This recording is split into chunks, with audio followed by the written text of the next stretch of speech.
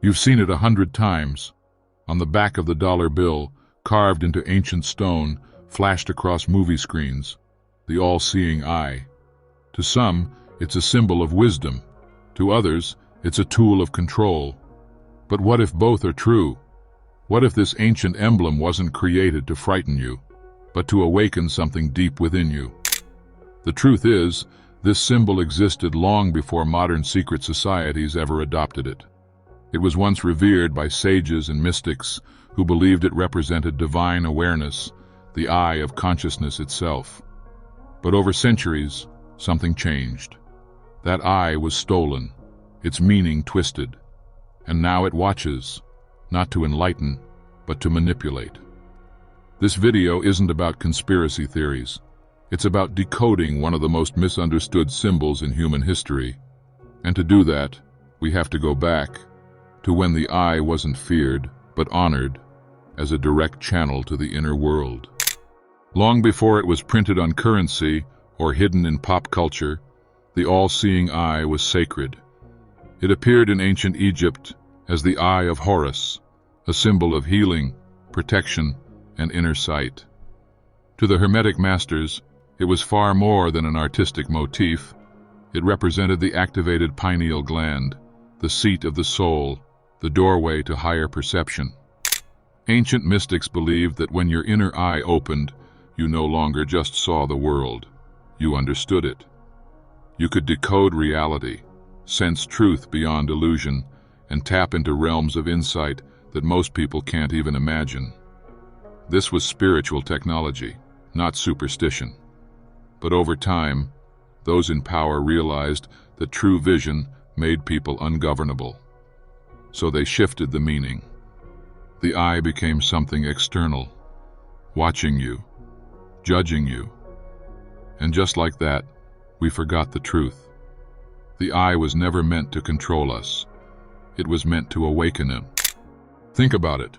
Once a symbol of divine awareness, the eye was hijacked and turned into a logo of surveillance. The all-seeing eye now shows up in places meant to trigger fear, suspicion, and conspiracy. But the real conspiracy? It's the fact that they convinced you to fear your own power. By twisting the meaning of ancient symbols, they've redirected your attention outward. Instead of awakening your inner vision, you're told to distrust it, to see it as dangerous, occult, or evil. But ask yourself, why would ancient civilizations across Egypt, Sumer, India, and even early Christianity all honor the eye in their spiritual teachings? Because they knew something we forgot, that true power doesn't come from looking out. It comes from looking within. The eye doesn't belong to governments or secret orders. It belongs to you. And the moment you reclaim it, you stop being a target and start becoming a seeker. If this truth resonates with something deep inside you, don't just watch, subscribe and stay awake with us.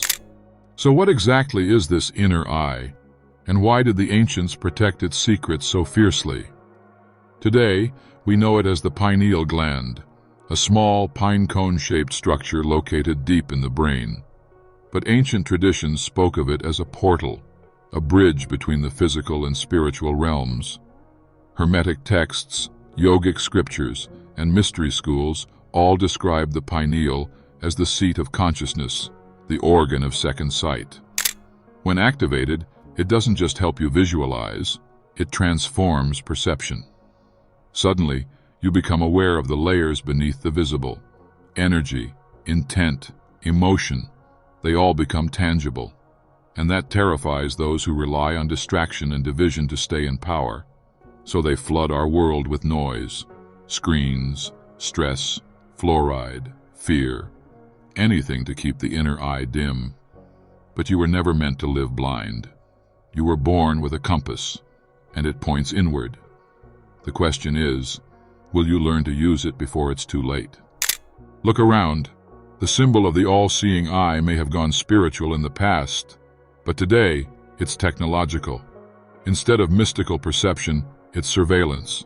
Cameras on every corner, devices listening while you sleep, algorithms tracking your attention, emotion, even silence.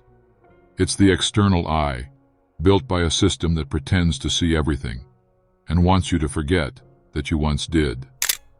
The real inversion of the ancient symbol is this. What was once meant to awaken inner vision has now become a tool to monitor and manipulate outer behavior. You scroll, you click, you react, and the eye watches. But here's the irony. The more you surrender your attention, the more disconnected you become from your own power. And that's the real tragedy. Not that they watch you, but that you stop watching yourself. The ancients warned us, lose the eye within, and you become blind to the world outside. That blindness is the first step to control. But what if the eye could be reclaimed? Not just as a symbol, but as a state of being. The ancients weren't passive. They trained their minds like warriors.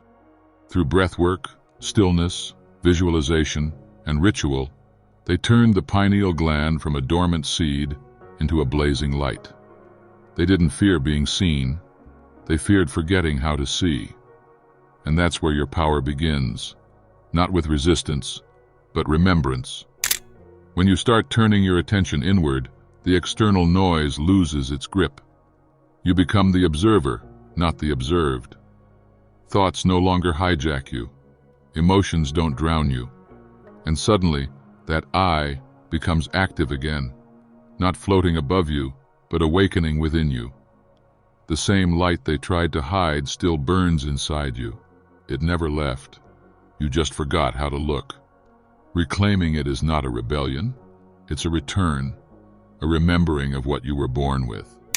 True vision isn't just about seeing with eyes. It's about perceiving with awareness.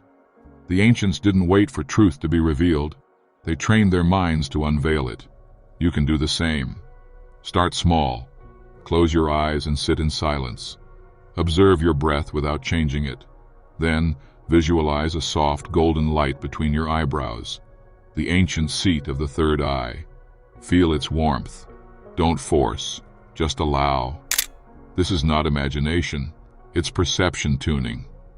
As you continue daily, you'll notice a shift, sharper dreams, intuitive hits, a strange sense of knowing things before they happen. That's the inner eye blinking open. The Hermetics called it the eye of truth.